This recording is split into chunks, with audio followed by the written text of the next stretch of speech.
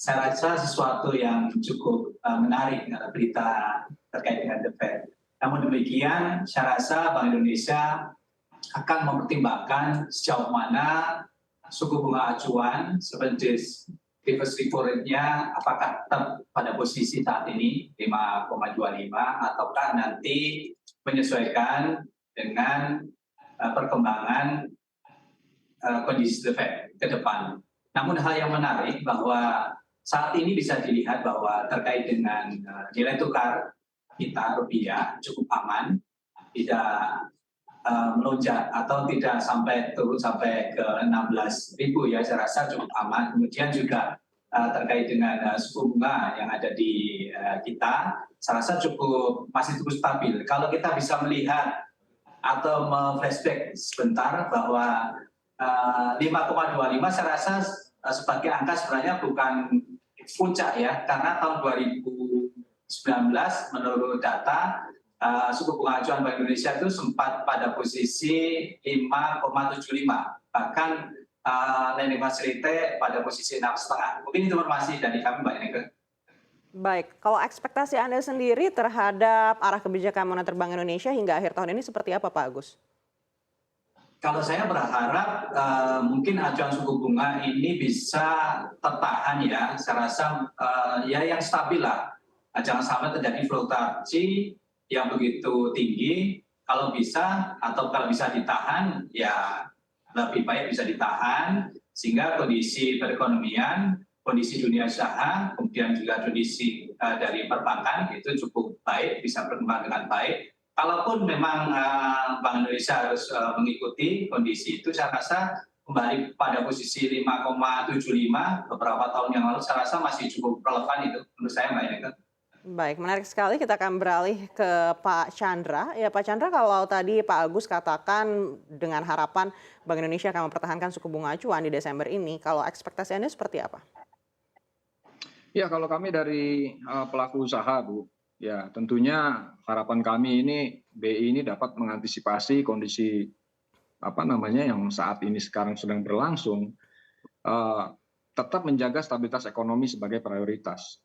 BI juga diharapkan akan mengendorkan suku bunga acuan sama seperti yang disampaikan oleh Pak Agus. Ya, bahkan menahan suku bunga acuan di level saat ini jika memungkinkan, seperti yang dilakukan di semester 1 di tahun ini, yaitu tidak sekonyong-konyong mengikuti kenaikan suku bunga yang dilakukan oleh The Fed. Saat ini inflasi kami pikir masih terkendali walaupun sedikit lebih tinggi dibandingkan tahun lalu ya. Nah, yang menjadi tantangan ini adalah bagaimana nilai tukar rupiah ini bisa terjaga stabilitasnya. Harus ada opsi atau instrumen pembayaran lain yang dapat mengurangi ketergantungan US dollar. Misalkan pembelian USD tanpa underlying yang saat ini dibatasi di 25.000 per nasabah, mungkin bisa perlu direview kembali sampai kondisi kembali membaik. Nah, itu salah satu contohnya. Dan untuk yang long term, saya pikir dari kebijakan-kebijakan yang diambil oleh pemerintah, saya rasa sudah cukup baik. Kebijakan menengah dan kebijakan panjangnya, yaitu pemerintah menerapkan kebijakan TKDN untuk bisa mengikuti tender di pemerintah, dan mungkin ini perlu diperluas lagi untuk TKDN karena ini sangat bagus sekali bisa mengembangkan juga industri lokal untuk berpartisipasi lebih lagi mengambil pasar domestik kita. Nah, begitu juga untuk hilirisasi industri juga saya pikir juga sudah dimulai. Nah, tapi ini kan semua memerlukan waktu ya. Nah, jadi saya pikir yang perlu dicermati lebih lagi di sini adalah bagaimana BI ini bisa menahan laju daripada US dollar.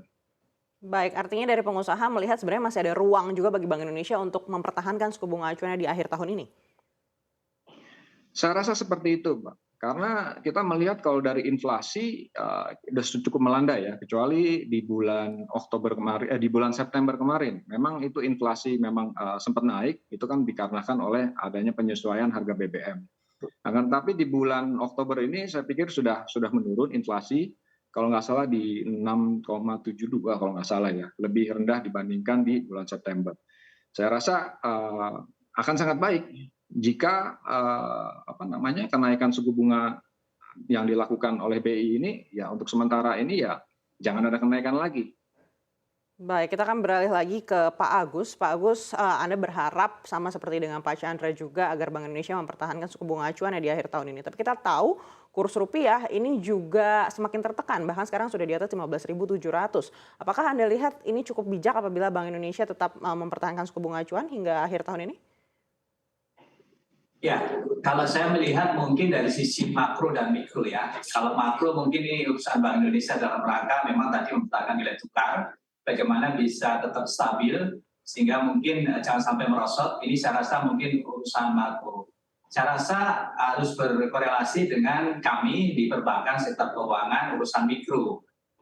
Kami berharap jangan sampai dalam rangka mempertahankan nilai tukar, ya rupiah tidak merosot, itu berdampaknya ke aspek mikronya. Kami di perbankan, saya rasa pasti akan melakukan penyesuaian suku bunga, khususnya kepada pengusaha-pengusaha yang memiliki pinjaman, yang notabene kalau Bank BDDY sebagian besar adalah usaha mikro, kecil, dan menengah. Jangan sampai ini nanti penyesuaian ini berakibat pada kemampuan membayar dari pengusaha menjadi menurun, dan dampaknya pada kinerja bank semakin mungkin menambah kualitas kredit yang memburuk, yang menurun. Yang saya rasa kami mungkin ya berharap sejauh mana Bank Indonesia bisa melakukan kajian, apakah memang benar-benar harus dilakukan penyesuaian kembali, kenaikan kembali suku bunga acuannya. Tapi kalau kami dari sisi mikro ya, selaku lembaga keuangan, berharap tetap bisa bertahan. Dan saya yakin Mbak Ineke, saya rasa mungkin sudah terbukti nih selama 12 bulan atau 10 bulan ini, saya rasa nilai tukar kita masih pada kisaran itulah, nggak sampai tembus ke 16.000 ya. Saya rasa mungkin ya sekitar naik turun sekitar itu. Saya rasa itu Mbak Ineke. Baik, Pak.